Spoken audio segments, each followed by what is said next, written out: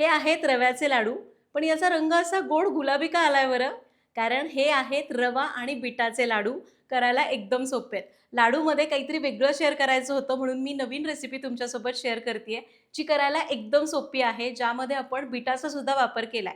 एकदा करून ठेवले ना, की 8 ते 10 दिवस छान टिकतात आणि करायला सुद्धा एकदम सोपे आहेत. तुमच्याकडे जर आता सगळं साहित्य असेल ना, तुम्ही नक्की करायला घेणार इतकी सोपी रेसिपी आहे. त्यासाठी व्हिडिओ शेवटपर्यंत बघा आणि आवडला तर लाईक करा. नमस्कार, सरिताच्या स्वयंपाकघरात म्हणजेच आपल्या सरिताज किचनमध्ये आज आपण करणार आहोत रवा आणि बीटाचे लाडू. खूप मस्त होतात, दिसायलाही एकदम असे गोड गुलाबी दिसतात. एकदम सोपी रेसिपी शेअर करणार आहे. रेसिपीला सुरुवात करूया.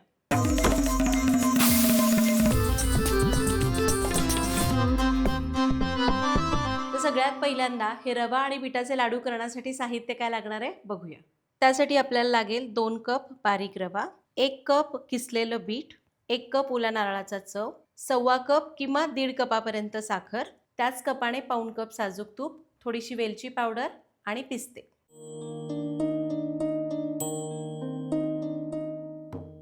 साहित्य बघितलं, रेसिपीला सुरुवात करू. तर हे लाडू करताना आपण पाक करणार नाही, आपण पिठी साखरेतले लाडू करतोय. तर साखर घेतली आहे, आपण हिला मिक्सरमधनं फिरवून पावडर करून घेऊ.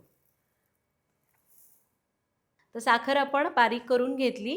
तर बघितलं, जेव्हा साखर अख्खी होती त्यावेळी बरोबर सपाट बोल होता. आता पिठी केल्यानंतर थोडंसं शीग लागला जातो, कारण बारीक होते ना, थोडी हलकी होते आणि थोडंसं आकारमान त्याचं वाढलं जातं. ठीक आहे, साखर बारीक झाली. आता त्याच भांड्यामध्ये आपण बीट बारीक करून घेऊ. आता पाणी वगैरे काही घालायचं नाही, बीट बारीक करायचं. आणि हे घ्या, आपण बीट बारीक करून घेतलंय. आपली सगळी तयारी झाली आहे लाडू करायला घेऊ. तर आता रव्याचे लाडू म्हणजे रवा भाजावा लागणार. तर कढई तापायला ठेवली आहे, त्यामध्ये घेऊया तूप. आता आपण तूप एकूण पाऊण वाटी घेतलंय, म्हणजे पाऊण कप. त्यातलं अर्ध तूप मी घेते. बाकीचं आपण नंतर भाजताना थोडं थोडं करून घालणार आहोत. तूप चांगलं गरम करून घ्यायचं आहे. लक्षात घ्या, रवा भाजण्यासाठी कढई थोडी मोठी घ्या आणि जाड तळाची घ्या, म्हणजे रवा चांगला भाजला जातो, हलका खुसखुशीत होतो आणि लाडू पण तसेच होतात. तुम्ही जर पातळ कढई घेतली तर रवा असा थोडासा जास्त भाजला जाऊन कडक होऊ शकतो किंवा रवा कच्चा पण राहण्याची शक्यता असते, त्यामुळे लाडू असे चिकट होतात. तूप गरम झालं, यामध्ये घालूया बारीक रवा. जाड रवा घेताय तर तो मिक्सरला फिरवून घेऊ शकता, पण आधी कोरडा मिक्सरला फिरवा आणि मग वापरा. आता कढई चांगली तापलेलीच आहे, गॅस आपण कमी करूया आणि हा रवा 2 ते 3 मिनिटं आहे त्या तुपामध्ये भाजून घेऊया. सुरुवातीला सगळं तूप घालायचं नाही, थोड्याशा तुपामध्ये किंवा अर्ध्या तुपामध्ये रवा 2-3 मिनिटं भाजायचा आणि मग हळूहळू तूप वाढवत जायचं. आणि हे घ्या, अर्ध्या तुपामध्ये रवा 2-3 मिनिटं भाजून घेतला. आता आपण उरलेलं सगळं तूप घालूया. तर इथं मी पाऊण कप तूप घेतलंय, माझ्या मते इतकं पुरेल, पण तुम्हाला वाटलं आणखीन थोडं घालायचं तर एखाद दुसरा चमचा वाढवला तरी चालेल. आता मात्र हा रवा आपण मंद आचेवर सतत हलवत जवळपास एकूण 15 मिनिटं भाजून घ्यायचा आहे. पण आपण रवा आणि बीट सुद्धा वापरतोय, त्यामुळं एक मंद आचेवर याला अजून एक 7 ते 8 मिनिटं भाजून घेऊया. 2 ते 3 मिनिटं सुरुवातीला थोड्या तुपावर आणि त्यानंतर सगळं तूप घालून 7 ते 8 मिनिट. गॅस कुठेही मोठा करू नका, नाहीतर मग रवा कडक होतो, रंग बदलतो आणि रवा कडक झाला तर लाडू करकरीत लागतात. तर अजून एक 6 ते 7 मिनिटांनी आणि रवा कढईमध्ये टाकल्यापासून एकूण 10 मिनिट झालेली आहेत. आता रवा भाजण्यासाठी एकूण 15 मिनिट तरी लागतात, पण आपल्याला याच्यामध्ये नारळ आणि बीट पण घालायचं आहे, त्यामुळं 5 मिनिट आधी एकूण 10 मिनिटांनी आपण यामध्ये घालूया ओला नारळाचा चव. रव्याचा हलका हलका घमघमाट यायला लागलाय आणि त्याचबरोबर यामध्ये घालायचं आहे बीट.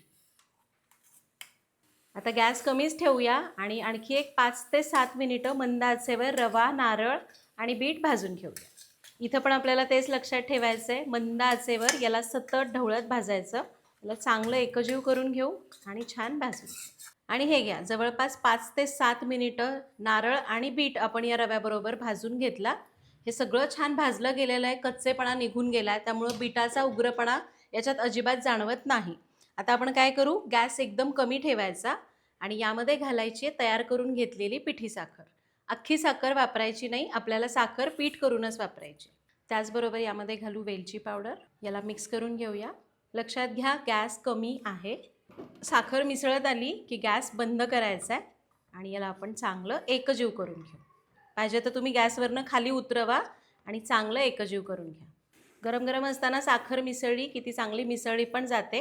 शिवाय गरमीमुळं किंवा या रव्याच्या उष्णतेमुळं साखरेला थोडासा ओलावा येतो आणि लाडूला बाइंडिंग मिळतं. आणि हे घ्या, याला मी चांगलं मिक्स करून घेतलंय. गॅसवरनं खाली उतरवलं आणि चांगलं एकजीव केलं. जवळपास मी 5 मिनिट याला चांगलं एकजीव करून घेतलंय. तुम्हाला दिसतच असेल याला छान बाइंडिंग आलेलं आहे. आता आपण काय करूया, हे गरम-गरम असताना तर आपल्याला वळता येणार नाहीत. त्यामुळे आपण काय करू, याला असंच कढईमध्ये चांगलं दाबून घ्यायचं.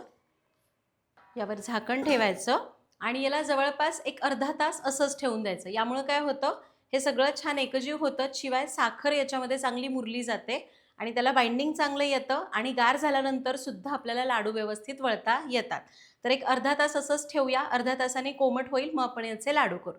तर जवळपास अर्धा तास झालेला आहे. बघूया मिश्रण कसं झालंय. तर हे तुम्ही बघाल. आता कोमट आहे बरं का हे. आणि हे बघा छान बाइंडिंग आलेलं आहे आणि आपल्याला लगेच लाडू वळता येतात. आपण फक्त काय करू, याला थोडंसं आणखी एकदा एकजीव करून घेऊया.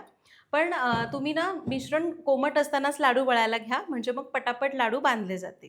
मिश्रण छान अगदी खुसखुशीत तयार झाले. लाडू वळून घेऊया.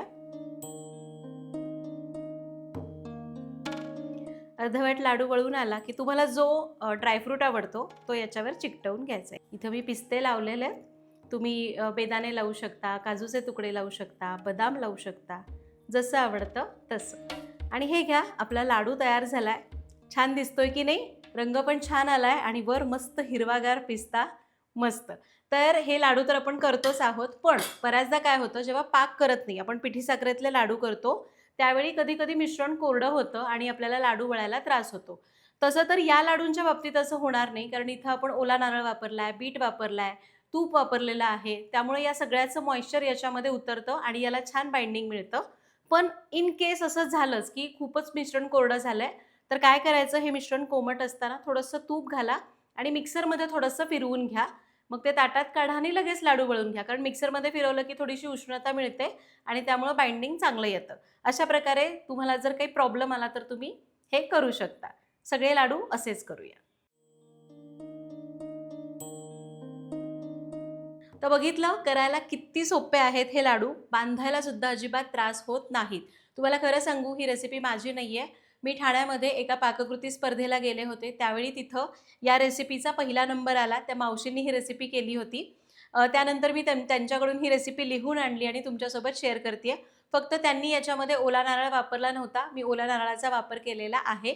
तुम्हाला पण ओला नारळ वापरायचा नसेल तर तुम्ही बीटाचं प्रमाण दुप्पट करून घ्या. म्हणजे नारळाच्या ऐवजी जेवढा नारळ घेतला ना, तेवढंच बीट घ्या.